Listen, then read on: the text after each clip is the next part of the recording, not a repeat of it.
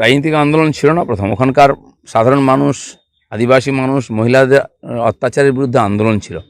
পরে BJP take up করেছে, লড়াই করেছে, যে কোনো রাজনৈতিক পার্টি করেই এ ধরনের আন্দোলনকে কাজে লাগায়। আমরা চেষ্টা করেছি তাদের ন্যায় দেওয়ার, সঙ্গে দাঁড়িয়েছি। টিএমসি চাপা দেওয়ার চেষ্টা করেছে, প্রচণ্ড অত্যাচার করেছে, কালকেও অত্যাচার হয়েছে। আগামী দিনে তারা ওইখানে থাকতে পারবে কিনা, সেই মহিলারা যারা আন্দোলন করেছে, এই পরিস্থিতি আছে। এই যে একটা ঐতিহাসিক ঘটনা এবং মহিলারা আন্দোলন করে সারা দেশের সামনে উদাহরণ প্রস্তুত করেছেন, এটা তো তার জন্য তাদেরকে স্যালুট করা উচিত।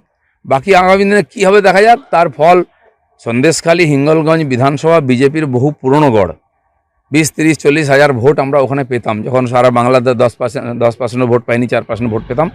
তো সেখানকার মানুষ আমাদের সঙ্গে ছিলই, আছেই, কিন্তু আরও ভালো হওয়া উচিত ছিল রেজাল্ট, সেটা হয়নি। সারা পশ্চিমবাংলা তথা ভারতবর্ষও নেগেটিভ হয়েছে।